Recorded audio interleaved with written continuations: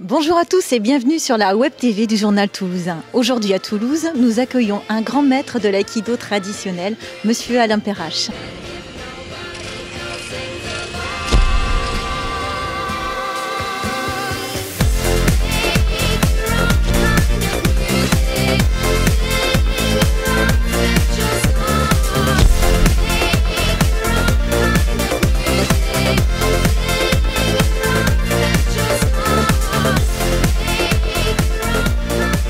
Alain Perrache, bonjour. C'est la troisième fois que vous rendez visite à la Ville Rose. Les aïkidokas au rendez-vous sont de plus en plus nombreux chaque année, avec 200 adhérents aujourd'hui. D'où viennent-ils? Tout d'abord, c'est pas la troisième fois que je viens à Toulouse. Ça fait longtemps que je viens à Toulouse. Ça fait bientôt 30 ou 40 ans, bientôt, même si ça me vieillit un peu.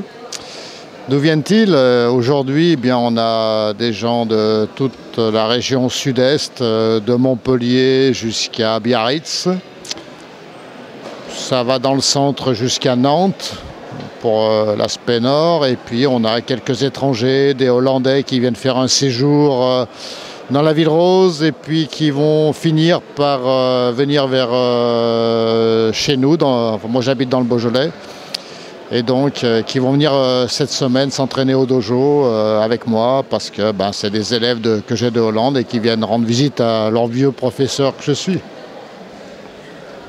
La majorité des nouveaux pratiquants sont jeunes. Comment expliquez-vous cet engouement de la jeunesse pour votre enseignement? Donc on a un peu toutes les plages de la population. Tout dépend de ce qu'on appelle jeune, parce que même moi je m'estime encore très jeune dans ma tête. J'ai de la peine à assumer mon âge. Donc on a toujours dans l'esprit, on a toujours 20 ans. On n'a pas l'âge de nos artères. Quand on fait de l'aïkido, on n'y pense pas beaucoup à l'âge. Et pourquoi il y a des jeunes? Tout simplement aussi parce qu'au niveau de la société actuelle, ça manque un peu de repères, ça manque un peu de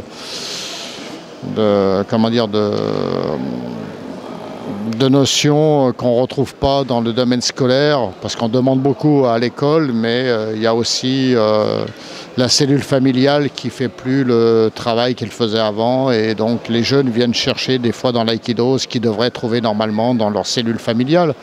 Je ne sais pas si vous avez vu, mais l'ambiance est assez familiale dans l'aïkido et on est un peu comme une grande famille, quoi.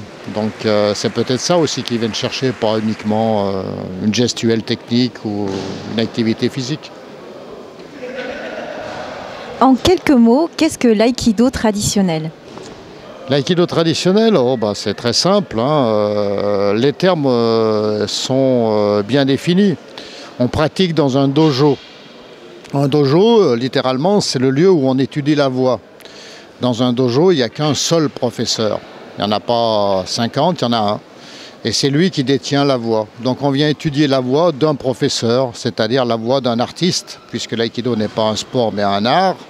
Et donc on a choisi d'étudier un aspect de cet art que représente le professeur dans ce dojo. Et on vient chercher l'enseignement de ce professeur dans ce dojo.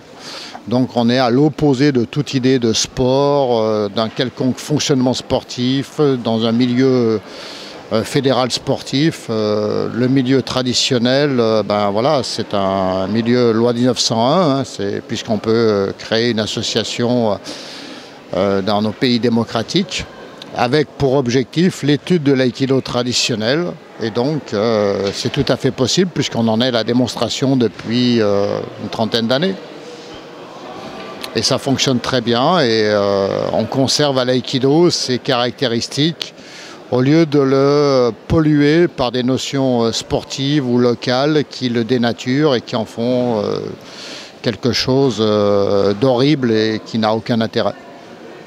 Et donc nous, notre responsabilité d'aïkidoka, c'est de maintenir à l'aïkido son originalité, sa spécificité et son intérêt, au lieu d'aller concourir à l'opportunisme local dans des buts qui ne nous intéressent pas.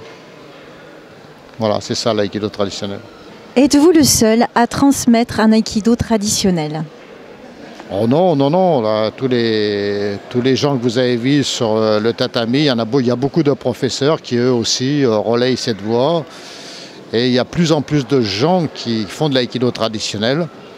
Alors c'est même devenu à tel point la mode parce qu'on a voulu se différencier des gens qui faisaient de l'aïkido mais qui avaient dénaturé l'aïkido en y mettant des notions d'éducation nationale, en y mettant un contexte sportif, un fonctionnement sportif avec de la lutte antidopage et autres conneries dont on n'a rien à faire en aïkido.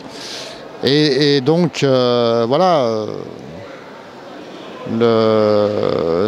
Tous ces gens pratiquent aussi l'aïkido traditionnel, l'enseignent et le généralisent. Alors évidemment, les gens qui n'en font pas se sont emparés de l'aspect traditionnel pour dire qu'ils faisaient du traditionnel. On voit même des gens qui font du karaté traditionnel et dans la même publicité font de la compétition et des championnats, c'est-à-dire exactement l'inverse. Parce que pour eux, c'est un argument de publicité pour duper les gens et pour avoir plus d'argent, avoir plus de monde. Et c'est de l'arnaque en fait. Avec 20% d'aïkidoka en plus chaque année, peut-on dire que le pays Star représente un véritable phénomène culturel dans le monde de l'aïkido? Non, on n'a pas la prétention d'être originaux et de représenter un aspect culturel en courant particulier.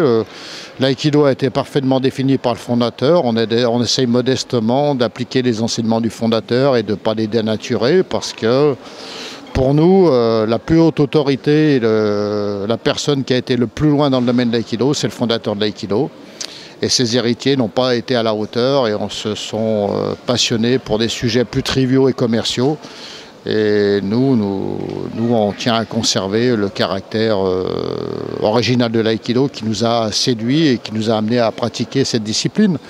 Et la moindre des choses, c'est de respecter cette œuvre et de ne pas la dénaturer par une interprétation personnelle ou orientée à des satisfactions triviales qui n'ont rien à y faire. Je n'ai plus qu'à vous souhaiter pour vos 50 ans d'aïkido un bon anniversaire et un bon jubilé. Alain Perrache, merci. Au revoir.